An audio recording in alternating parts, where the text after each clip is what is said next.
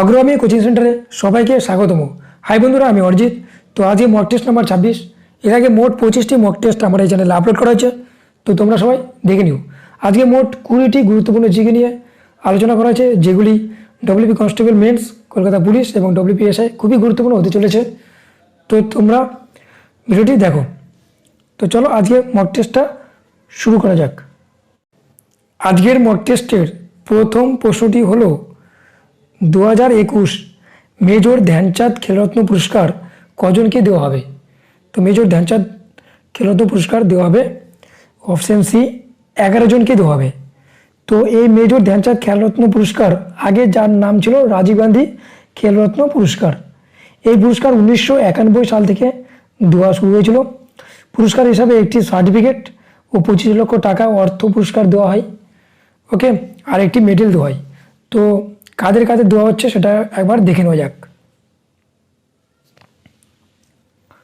তো 2021 মেজর ধ্যানচাঁদ খেলরত্ন পুরস্কার ক্রীড়াক্ষেত্রে দেশের সর্বোচ্চ সম্মান মেজর ধ্যানচাঁদ পুরস্কারের জন্য মনোনীত হলেন মোট 11 জন খেলোয়াড়।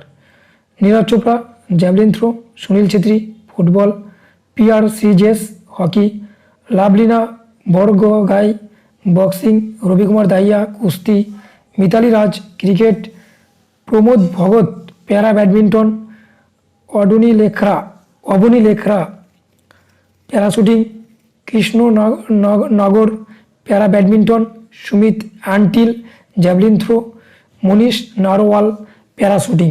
তো এই 11 জনকে মেজর ধ্যানচাঁদ খেলরত্ন পুরস্কার দেওয়া হবে 2021 সালে, ওকে। পরের প্রশ্ন ভারতের প্রথম কোন রাজ্যে ক্যাশলেস লেনদেন চালু হয়? তো ভারতের প্রথম কোন রাজ্যে ক্যাশলেস লেনদেন চালু হয়? এটা আনসার হচ্ছে অপশন সি গোয়া রাজ্যে। এর রাজধানী হচ্ছে পানাজি কোন নদীর তীরে? মান্ডোবি নদীর তীরে পানাজি, ওকে। তো 1962 সালে একে কেন্দ্রশাসিত অঞ্চলের মর্যাদা দেওয়া হয়েছিল, আর 1987 সালে গোয়া রাজ্যে পরিণত হয়, ওকে। আর এই গোয়া রাজ্যের একটা বিখ্যাত বিমানবন্দরের নাম হচ্ছে ভাস্কো ডা গামা আন্তর্জাতিক বিমানবন্দর, ওকে। পরের প্রশ্ন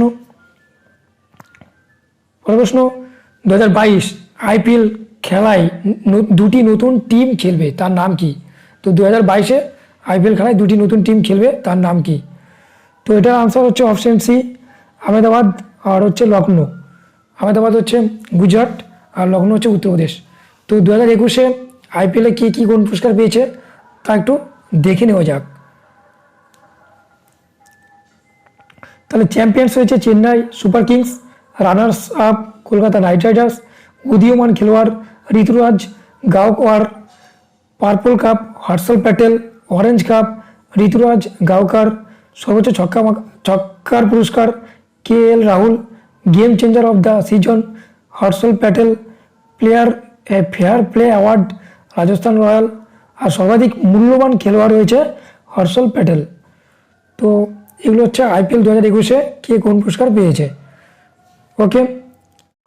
পরের প্রশ্ন DRDO সম্প্রতি কোন মিসাইলের সফলভাবে টেস্ট সম্পন্ন করল?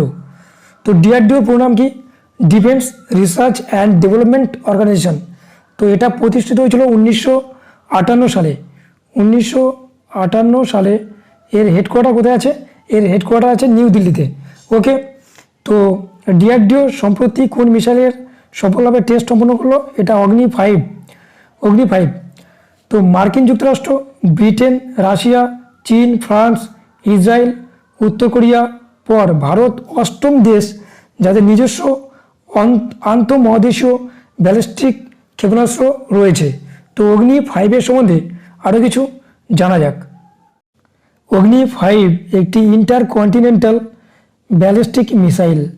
এটি তৈরি করেছে ভারতের defence research and development organisation, সংক্ষিপ্ত DRDO, ভারত ও ভারত ডায়নামিক্স লিমিটেড। 17 মিটার দীর্ঘ, 2 মিটার চওড়া, 3 পর্যায়ের কঠিন জ্বালানি নির্ভর ক্ষেপণাস্ত্রটি 1.5 টন ওয়ারহেড বহনে সক্ষম, আর এটির মোট ওজন প্রায় 50 টন। DRDOর তৈরি এই ক্ষেপণাস্ত্রটি এশিয়ার সব দেশ এবং আফ্রিকা ও ইউরোপের কিছু অংশে লক্ষ্যবস্তুর আঘাত আনতে সক্ষম। অগ্নি-5 ক্ষেপণাস্ত্রের পরীক্ষামূলক উৎক্ষেপণ করল ভারতীয় সেনার স্ট্র্যাটেজিক ফোর্সেস কমান্ড। উড়িষ্যা উপকূলের এপিজে আব্দুল কালামের দ্বীপ থেকে সন্ধ্যা 7:50 ক্ষেপণাস্ত্র উৎক্ষেপণ করা হয়। অগ্নি-5 একটি surface two surface ballistic missile যা সঠিকভাবে 5000 কিলোমিটার দূরের বস্তুকে আঘাত আনতে পারে। এর গতি শব্দের চেয়ে 24 গুণ বেশি। ওকে, তো চলো পরের প্রশ্নটা দেখে নেওয়া যাক।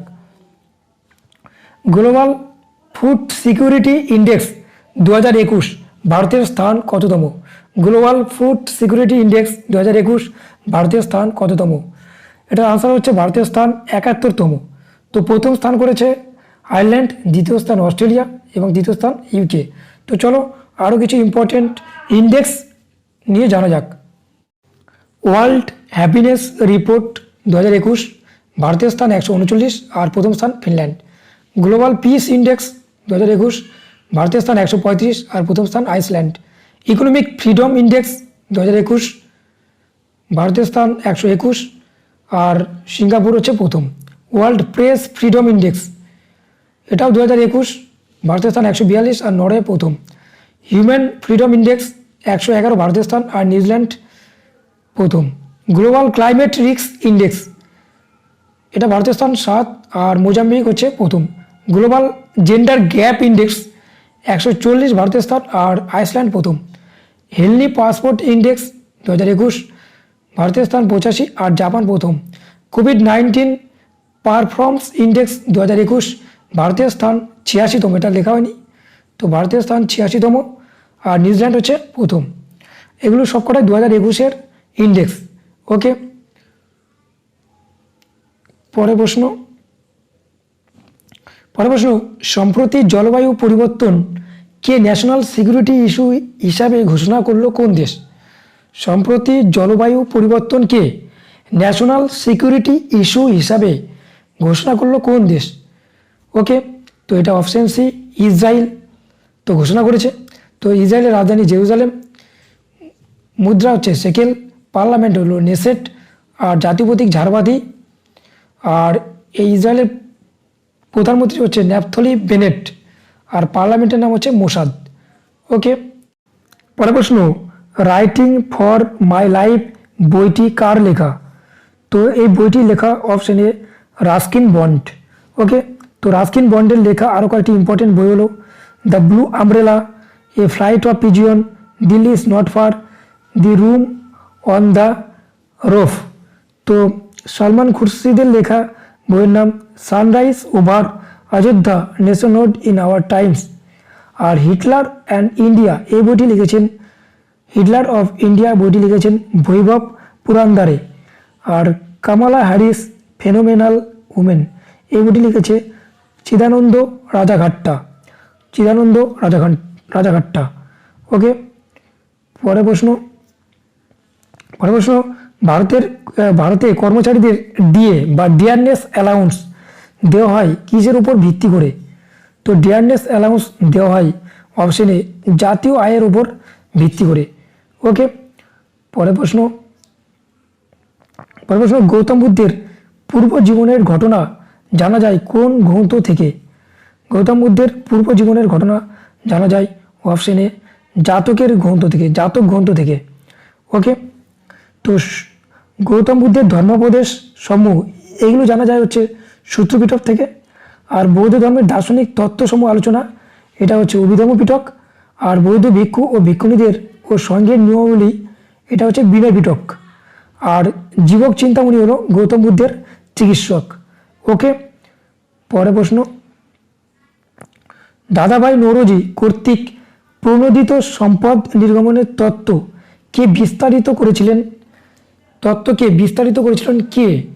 তো এই তত্ত্বকে বিস্তারিত করেছিলেন অপশনে মহাদেব গোবিন্দ রানাডে। তো গোবিন্দ রানাডেকে পশ্চিম ভারতের সক্রেটিস বলে। তিনি 1870 খ্রিস্টাব্দে পুনা সার্বজনীন সভা প্রতিষ্ঠা করেন। তিনি ছিলেন একজন আইনজীবী বা উকিল। তিনি ডেকান এডুকেশন সোসাইটি 1884 সালে প্রতিষ্ঠা করেছিলেন।